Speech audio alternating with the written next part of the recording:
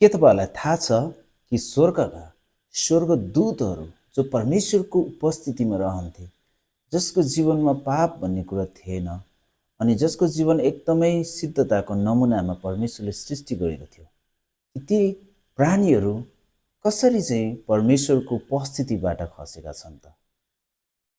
आज परमेश्वरको उपस्थितिमा रहेर परमेश्वरको आराधना गर्ने ती आराधकहरू र परमेश्वरको सेवा गर्ने ती स्वर्गदूतहरू, लाखौं सयौं ती दूतहरू चाहिँ परमेश्वरको उपस्थितिबाट तिनीहरू चाहिँ पतन भएर झरेको छ। आउनुहोस् हामी हेर्नेछौँ यशायाको पुस्तक 14 को 12 देखि 17 मा यसो लेखिएको छ, हे बिहानको तारा, प्रभातको पुत्र, त स्वर्गबाट कसरी खसेको छस्? उहिले जाति जातिहरूलाई होच्याउने त कसरी भुइँमा खसालिस? तैले आफ्नो हृदयमा भनिस्, म स्वर्गमा उक्लने छु, परमेश्वरको ताराहरू भन्दा माथि म मेरो सिंहासनलाई उच्च पार्नेछु। पवित्र पर्वतको सबैभन्दा अनि माथि उच्च टाकुरामा सभासदको पर्वतमा म विराजमान हुनेछु।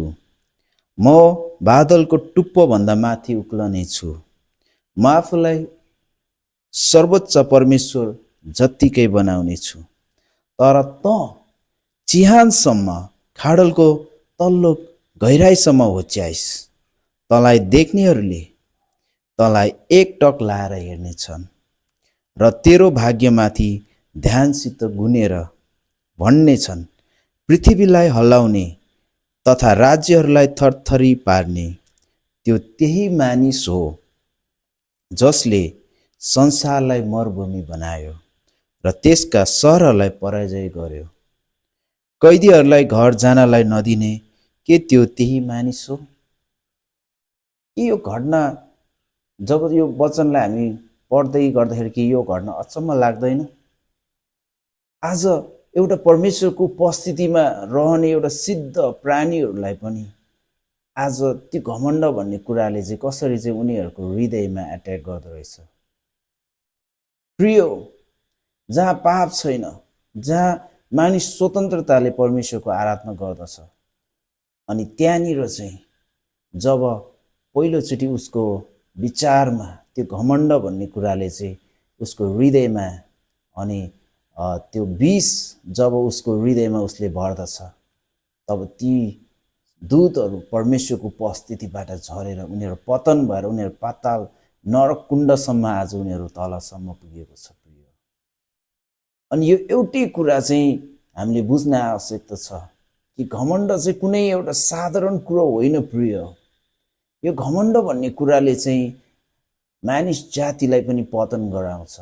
हामीले एकदमै महत्त्वपूर्ण रहन्छ यो कुरा जान्नको लागि। एउटा परमेश्वरको उपस्थितिमा रहने दूतहरू पनि एउटा घमण्डको कारणले उनीहरू पतन भए। तर आज हामी मानिसहरूलाई पनि शैतानले त्यही हतियार प्रयोग गर्दैछ प्रिय, हामीलाई नाश गर्नको लागि। शैतानले हाम्रो हृदयमा, हाम्रो मन मस्तिष्कमा यस्तो किसिमको घमण्डहरू हालिदिन्छ कि हामीलाई धनको घमण्ड लाग्छ, हामीलाई हामीमा भएको गिफ्टहरूमा हामीलाई घमण्ड लाग्छ। कसैलाई अब म एकदम गाउन सक्छु भने म मेरो खुबीमा मलाई घमण्ड लाग्छ, गाउनमा मलाई घमण्ड लाग्छ। कति मानिसहरूले आफ्नो सुन्दरतामा घमण्ड गर्छ, कति मान्छेले आफ्नो धन सम्पत्तिमा घमण्ड गर्छ, कति मानिसहरूले आफ्नो बिजनेसमा घमण्ड गर्छ। तर एउटा कुरा चाहिँ याद गर्नुपर्ने चाहिँ प्रिय त्यो हो, मानिस जातिलाई परमेश्वरले सुरुवाती दिनदेखि नै, जुन दिन मानिस जातिलाई परमेश्वरले बनाउनु भयो नि, त्यो चाहिँ मानिस जाति चाहिँ धुलोबाट बनाएको। त्यो धुलोबाट बनाएको भन्नुको अर्थ चाहिँ के हो भन्दाखेरि चाहिँ त्यहाँनिर चाहिँ मानिस जातिले घमण्ड गर्ने चाहिँ एउटा सानो पनि ठाउँ छैन। प्रिय, परमेश्वरले मानिसलाई चाहिँ दुर्बल कुराले बनाउनु भयो, अनि त्यो दुर्बल कुराले किन बनाउनु भयो भन्दाखेरि चाहिँ उहाँको महिमा र शक्तिलाई चाहिँ म्यानिफेस्ट गर्नको लागि हो। प्रिय, तपाईँ र म चाहिँ घमण्डी भएर शैतान जसरी पतन भयो त्यसरी नै पतन हुनको लागि बोलाएको होइन। प्रिय, तपाईँ र मेरो जीवनलाई चाहिँ परमेश्वरले फ्रेम गर्नुभएको कारणले गर्दाखेरि तपाईँ र मलाई चाहिँ परमेश्वरले बचाउन चाहनुहुन्छ। यो कुरा कहिल्यै नबिर्सनुहोस्। संसारमा कति मानिसहरू चाहिँ धनको पछाडि लाग्छ, सुन्दरताको पछि लाग्छ अनि संसारमा प्रख्यात हुनको लागि उनीहरू एकदमै अग्रसर भएको देखिन्छ। तर ती कुराहरू केही पनि होइन प्रिय। कति मानिसहरू चाहिँ सफलताको पछि दौडिन्छ, यो सफलता त्यो सफलता, यो सफलता त्यो सफलता। म भन्न चाहन्छु प्रिय, परमेश्वरले तपाईँको सफलता खोजिरहनु भएको होइन। परमेश्वरले चाहिँ तपाईँ र मेरो जीवनको दुर्बल कुराहरूलाई चलाउन चाहनुहुन्छ प्रिय। तपाईँसँग आर्थिक समस्या होला, तपाईँको स्वास्थ्य राम्रो नहोला, तपाईँ र मेरो जीवनमा पारिवारिक तपाईँको पृष्ठभूमि राम्रो नहोला, तपाईँ र म चाहिँ विकट ठाउँबाट आएको किन नहोस्, तर परमेश्वरले चाहिँ तपाईँ र मलाई चाहिँ त्यो दुर्बल कुराहरूमा चाहिँ शक्तिशाली बनाउन चाहनुहुन्छ प्रिय। पावलले भन्दछ, म चाहिँ मेरो दुर्बल कुरामा रमाट गर्दछु। अनि पावलले यो पनि भनेको छ कि उहाँको अनुग्रह चाहिँ मेरो दुर्बलतामा सिद्ध रहन्छ। प्रिय, एउटा कुरा चाहिँ म भन्न चाहन्छु, जब जब तपाईँ र म चाहिँ आफ्नो दुर्बलतामा रमाट गर्न सक्दैन, जब जब तपाईँ र मेरो अनि अभाव, घटी, कमी, दुर्बलता, तपाईँको जीवनमा रहेको कुनै पनि दुर्बलतामा तपाईँ रमाट गर्न सक्नुहुन्न, तबसम्म तपाईँले प्रभुको अनुग्रहलाई चाहिँ अनि तपाईँले आफ्नो जीवनमा ग्रहण गर्न सक्नुहुन्न प्रिय। तपाईँ र मेरो त्यो दुर्बल कुराहरूले चाहिँ परमेश्वरको भयङ्कर महिमा, भयङ्कर त्यो सामर्थ्य र त्यो शक्तिलाई चाहिँ तपाईँ र मेरो जीवनमा ल्याउने गर्दछ प्रिय। त्यस कारणले गर्दाखेरि त्यो दुर्बल कुराहरूमा चाहिँ तपाईँ र म रमाट गर्नुपर्छ प्रिय। तपाईँ र मेरो जीवनको सफलता के पैसा कमाउने मात्र हो? पैसा कमाउनु कहिले पनि सफलता होइन प्रिय। म यो कुरा भन्न चाहन्छु, तपाईँले नाम इज्जत यो संसारमा कमाउनु पनि सफलता होइन प्रिय हो। तपाईँको सफलता चाहिँ यो हो कि तपाईँले चाहिँ परमेश्वरलाई भेटाउनु हो प्रिय। म यो कुरा भन्न चाहन्छु, जब जब तपाईँ र मेरो जीवनमा दुर्बल कुराहरू हुन्छ, ती दुर्बल कुराहरूमा जब तपाईँ जिउन सिक्नुहुन्छ, त्यो दुर्बल कुरामा चाहिँ तपाईँले परमेश्वरको महिमालाई देख्नुहुन्छ प्रिय। तपाईँको दुर्बलतामा चाहिँ परमेश्वरको अनुग्रहको सामर्थ्य चाहिँ सिद्ध रहन्छ। तपाईँ र मलाई मेरो जीवनमा कति धेरै प्रब्लम, टेन्सन, समस्या, चिन्ता, फिक्री, यी सबै कुराहरू चाहिँ शैतानले ल्याएको एउटा छल मात्र प्रिय। जब तपाईँ दुर्बलतामा जिउन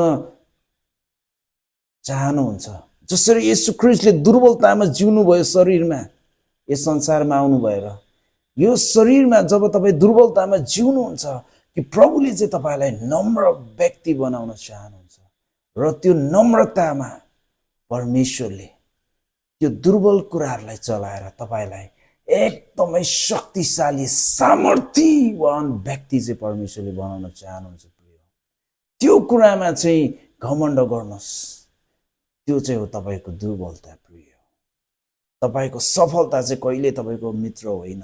तपाईँको सक्सेस, यो संसारमा कुनै पनि कुरामा तपाईँ यदि सक्सेस हुनुभएको छ भने नि त्यो कुरा चाहिँ नट ट्रु, त्यो चाहिँ सत्य होइन प्रिय।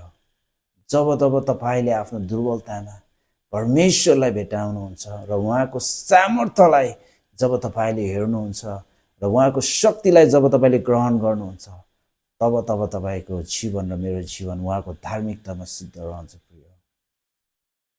यस कारणले गर्दाखेरि कहिल्यै पनि तपाईँ र मेरो जीवनमा समस्या, दुःख, अभाव, घटी, कमी र यस संसारमा रोग, यी कुराहरू किन हटेर गएन भनेर तपाईँले कहिले नभन्नुहोस्। अलवेज परमेश्वरलाई धन्यवाद दिनुहोस् कि त्यो दुर्बलताले गर्दाखेरि आज तपाईँले परमेश्वरलाई चिन्ने मौका पाउनुभएको छ। तपाईँको त्यो दुर्बलताले गर्दाखेरि आज परमेश्वरको सामर्थ्यलाई तपाईँले भेटाउनु भएको छ। तपाईँको त्यो दुर्बलतामा चाहिँ तपाईँ र म चाहिँ रमाट गर्नुपर्छ प्रिय। यही बोलावटको लागि चाहिँ परमेश्वरले तपाईँ र मलाई यस संसारमा बोलावट दिनुभएको छ। आज हामी मानिस जातिलाई परमेश्वरले दुर्बल कुराहरूबाट बनाउनु भएको छ प्रिय। म यो कुरा भन्न चाहन्छु, यस संसारमा मानिसहरूले ठुलो ठुलो सम्झेको शक्तिशाली कुराहरू चाहिँ परमेश्वरले एक दिन नाश गर्नुहुन्छ। तर जब तपाईँ र म आफ्नो दुर्बलतामा घुँडा टेकेर परमेश्वरको उपस्थितितिर फर्कन्छ, त्यो समय चाहिँ प्रभुको शक्तिलाई तपाईँले हेर्दै हुनुहुन्छ प्रिय। त्यो सामर्थ्यलाई तपाईँले हेर्दै हुनुहुन्छ, जहाँ चाहिँ तपाईँले छुटकारा, चङ्गाई, स्वतन्त्रता र उहाँको मुक्तिलाई तपाईँले देख्नुहुनेछ। म यो भन्न चाहन्छु प्रिय, यस संसारमा हामीमा भएको कुनै पनि कुरामा हामीले घमण्ड गर्नु हुँदैन प्रिय। हाम्रो धन सम्पत्तिमा कति मानिसहरूले आफ्नो सम्पत्तिमा घमण्ड गर्छ, कति मानिसले आफ्नो गिफ्ट र ट्यालेन्टमा घमण्ड गर्छ, कसैले आफ्नो सुन्दरतामा घमण्ड गर्छ, कति मानिसहरूले चाहिँ आफ्नो भएको बिजनेसमा घमण्ड गर्छ। संसारको कुनै पनि कुराहरूमा चाहिँ तपाईँले जब घमण्ड गर्नुहुन्छ, त्यसरी नै जब ती स्वर्गदूतहरू परमेश्वरको उपस्थितिबाट छन्, तपाईँ र म पनि उहाँको उपस्थितिबाट अनन्तको लागि झर्नेछु प्रिय। त्यस कारणले गर्दाखेरि, तपाईँको दुर्बलताको कारणले गर्दाखेरि, तपाईँ र मेरो जीवनमा अनेक दुर्बलता भएको कारणले गर्दाखेरि आज तपाईँ र मैले परमेश्वरलाई भेटाएको छु प्रिय। त्यस कारणले यो भन्न चाहन्छु, तपाईँको दुर्बलताको लागि धन्यवाद दिनुहोस् र तपाईँको दुर्बल कुराहरूको लागि परमेश्वरलाई महिमा दिनुहोस्, ताकि ती कुराहरूले चाहिँ तपाईँलाई परमेश्वरको उपस्थितिमा तपाईँलाई लगिरहनेछ र उहाँको सामर्थ्यलाई तपाईँको जीवनमा परमेश्वरले जहिले पनि ल्याउन चाहनुहुन्छ र तपाईँ र मलाई चाहिँ त्यो दुर्बल कुराहरूलाई प्रयोग गरेर चाहिँ परमेश्वरले शक्तिशाली, एकदमै परमेश्वरको शक्तिशाली छोराछोरी बनाउन चाहनुहुन्छ। यो वचन आज तपाईँ र मेरो जीवनलाई, आज तपाईँ र मेरो सोचलाई, आज तपाईँ र मेरो जीवनको दुर्बल कुराहरूलाई चाहिँ आज विजयतिर, परमेश्वरतिर अनि उहाँको सामर्थ्य र उहाँको अनुग्रहको शक्तिमा चाहिँ उहाँले हामीलाई डोराउनु भएको होस्। अनि म यो भन्न चाहन्छु कि तपाईँ र म चाहिँ दुर्बलतामा रमाप गर्नुपर्छ प्रिय। अनि यो वचनले तपाईँलाई आशिष दिनुभएको होस्। आमेन।